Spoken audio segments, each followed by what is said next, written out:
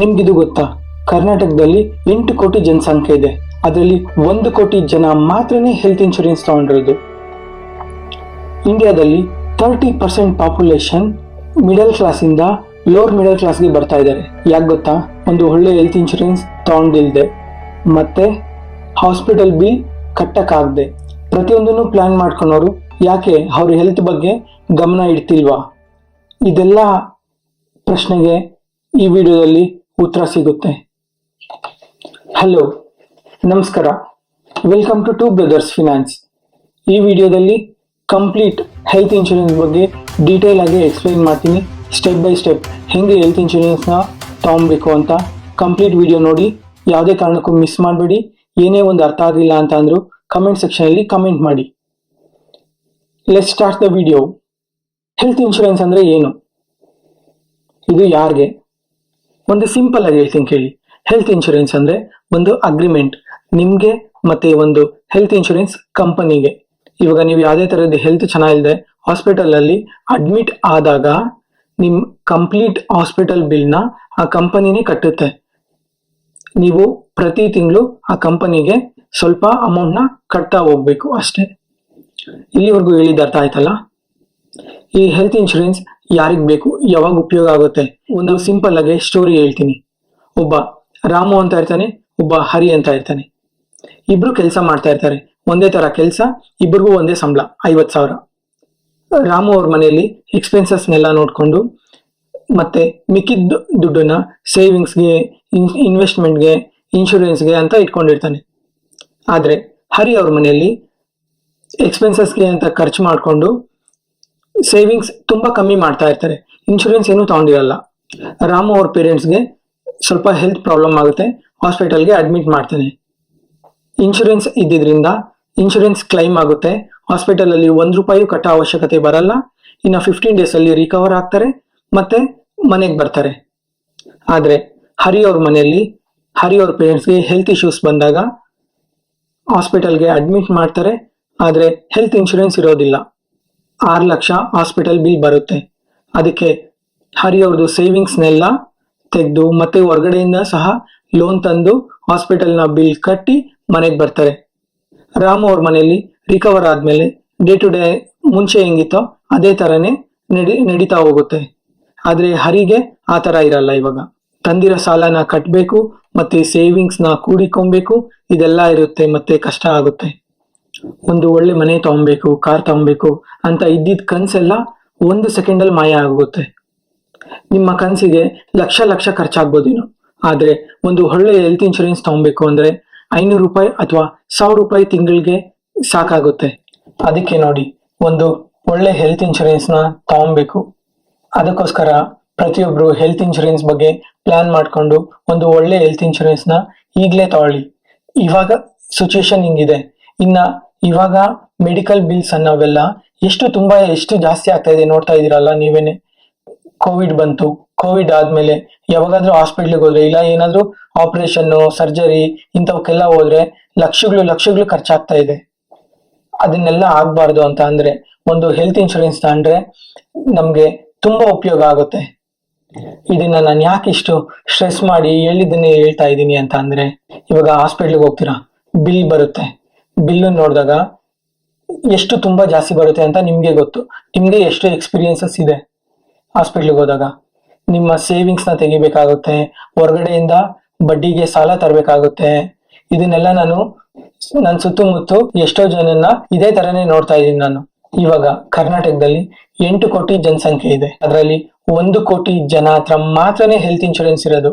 ಇನ್ನು ಅದಕ್ಕಿಂತ ಕಮ್ಮಿ ಸಹ ಇರ್ಬೋದು. ಯಾಕಂದ್ರೆ ಆಕ್ಟಿವ್ ಹೆಲ್ತ್ ಇನ್ಶೂರೆನ್ಸ್ ಅಂದ್ರೆ ಪ್ರತಿ ತಿಂಗಳು ದುಡ್ಡನ್ನ ಕಟ್ತಾ ಹೆಲ್ತ್ ಇನ್ಶೂರೆನ್ಸ್ ನ ಉಳಿಸ್ಕೊಂಡಿರೋರು ತುಂಬಾ ಕಮ್ಮಿ ಜನ ಇದ್ದಾರೆ ಕರ್ನಾಟಕದಲ್ಲಿ.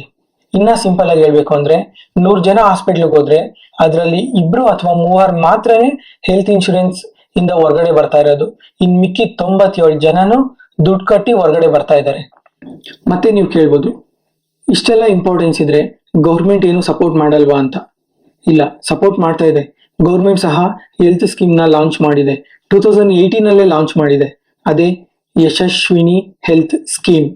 ಮತ್ತೆ ಜೊತೆಗೆ ಗೌರ್ಮೆಂಟ್ ಇನ್ನೊಂದು ಸ್ಕೀಮ್ ಸಹ ಲಾಂಚ್ ಮಾಡಿದೆ. ಅದೇ ಆಯುಷ್ಮಾನ್ ಭಾರತ್.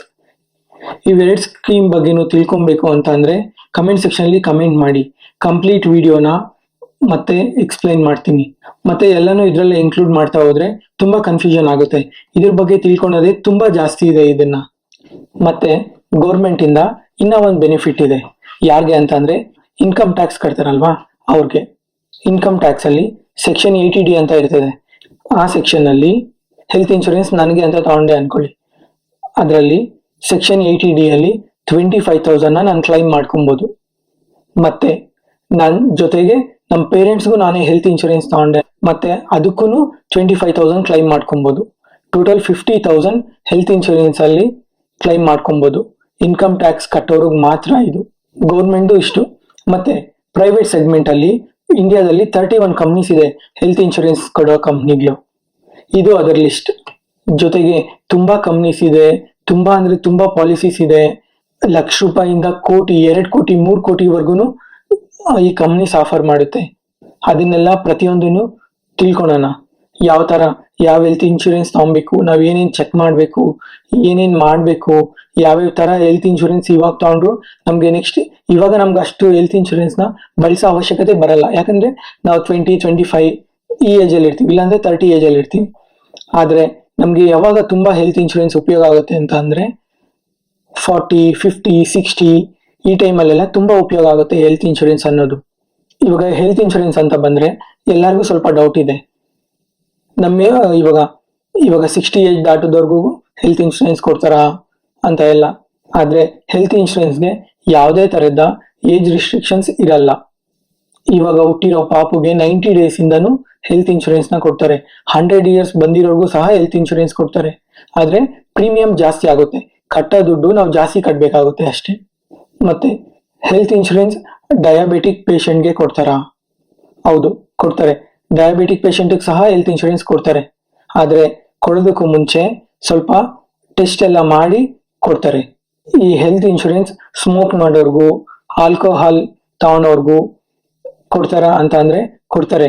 ಕೊಡೋದಕ್ಕೂ ಮುಂಚೆ ಸ್ವಲ್ಪ ಸ್ಕ್ಯಾನಿಂಗ್ಸ್ ಮಾಡ್ತಾರೆ, ಮತ್ತೆ ಟೆಸ್ಟ್ ಎಲ್ಲ ಚೆಕ್ ಮಾಡಿ ಪ್ರತಿಯೊಂದನ್ನು ನೋಡ್ಕೊಂಡು ಎಲ್ಲ ಕರೆಕ್ಟ್ ಆಗಿ ಇತ್ತು ಅನ್ನಂಗಿದ್ರೆ ಮಾತ್ರನೇ ಇವ್ರಿಗೆ ಹೆಲ್ತ್ ಇನ್ಶೂರೆನ್ಸ್ ಕೊಡೋದು. ಜೊತೆಗೆ ನಿಮ್ಗೆ ಯಾವುದೇ ಕಾಯಿಲೆ ಇರಲಿ, ಏನೇ ಸಮಸ್ಯೆ ಇದ್ರೂ ಸಹ ಹೆಲ್ತ್ ಇನ್ಶೂರೆನ್ಸ್ ಕೊಡ್ತಾರೆ. ಆದ್ರೆ ಸ್ವಲ್ಪ ಪ್ರೀಮಿಯಂ ಜಾಸ್ತಿ ಆಗ್ಬೋದು ಅಥವಾ ಕಮ್ಮಿ ಆಗ್ಬೋದು ಅಷ್ಟೇ. ಮತ್ತೆ ಹೆಲ್ತ್ ಇನ್ಶೂರೆನ್ಸ್ ತಗೊಳೋದಕ್ಕೂ ಮುಂಚೆ ಯಾವುದೇ ಕಾರಣಕ್ಕೂ ಯಾವುದೇ ತರದ ಸುಳ್ಳು ಹೇಳ್ಬೇಡಿ. ನಿಮ್ಗೆ ಏನೇ ಆಗಿದ್ರೂ ಸಹ ಇಲ್ಲಿ ಹೇಳ್ಬೇಕು. ಸುಳ್ಳು ಹೇಳಿದ್ರೆ ನಿಮ್ಗೆ ಹೆಲ್ತ್ ಇನ್ಶೂರೆನ್ಸ್ ಕ್ಲೈಮ್ ಆಗಲ್ಲ ಮುಂದೆ. ಈ ಹೆಲ್ತ್ ಇನ್ಶೂರೆನ್ಸ್ ಬಗ್ಗೆ ಹೇಳ್ತಾನೆ ಹೋದ್ರೆ ತುಂಬಾನೇ ಜಾಸ್ತಿ ಇದೆ. ಒಂದೇ ವಿಡಿಯೋದಲ್ಲಿ ಕಂಪ್ಲೀಟ್ ಆಗಿ ಎಕ್ಸ್ಪ್ಲೈನ್ ಮಾಡೋಕ್ಕೂ ಆಗಲ್ಲ. ಮತ್ತೆ ಒಂದೇ ವಿಡಿಯೋದಲ್ಲಿ ಎಕ್ಸ್ಪ್ಲೈನ್ ಮಾಡಿದ್ರೆ ತುಂಬಾನೇ ಕನ್ಫ್ಯೂಷನ್ ಸಹ ಆಗುತ್ತೆ, ವಿಡಿಯೋ ಲೆಂತ್ ಸಹ ಜಾಸ್ತಿ ಆಗುತ್ತೆ. ಅದಕ್ಕೆ ನೆಕ್ಸ್ಟ್ ವಿಡಿಯೋದಲ್ಲಿ ಕಂಪ್ಲೀಟ್ ಆಗಿ ಈ ಸ್ಟೆಪ್ ಬೈ ಸ್ಟೆಪ್ ಯಾವ ತರ ಏನೇನ್ ನೋಡ್ಬೇಕು, ಏನೇನ್ ಮಾಡ್ಬೇಕು, ಯಾವ ತರ ತಗೊಂಡ್ರೆ ನಮ್ಗೆ ಉಪಯೋಗ ಆಗುತ್ತೆ ಅನ್ನೋದನ್ನ ಕಂಪ್ಲೀಟ್ ಆಗಿ ಡೆಮೋ ಸಹ ತೋರಿಸ್ತೀನಿ. ನಾನೇ ಒಂದು ಹೆಲ್ತ್ ಇನ್ಶೂರೆನ್ಸ್ ಹೆಂಗ್ ತಗೊಂಡ್ರೆ ನಾನು ಏನೇನ್ ಚೆಕ್ ಮಾಡ್ತೀನಿ ಅಂತ ಅದನ್ನ ನೋಡ್ಕೊಂಡು ಕಂಪ್ಲೀಟ್ ಆಗಿ ನೆಕ್ಸ್ಟ್ ವಿಡಿಯೋದಲ್ಲಿ ಎಕ್ಸ್ಪ್ಲೈನ್ ಮಾಡ್ತೀನಿ. ಇಲ್ಲಿವರೆಗೂ ನೋಡಿದ್ರಲ್ಲ, ಈ ವಿಡಿಯೋದಲ್ಲಿರೋ ಕಂಟೆಂಟ್ ಇಷ್ಟ ಆದ್ರೆ ಲೈಕ್ ಮಾಡಿ, ಶೇರ್ ಮಾಡಿ, ಸಬ್ಸ್ಕ್ರೈಬ್ ಮಾಡಿ. Thank you. ಜೈ ಹಿಂದ್.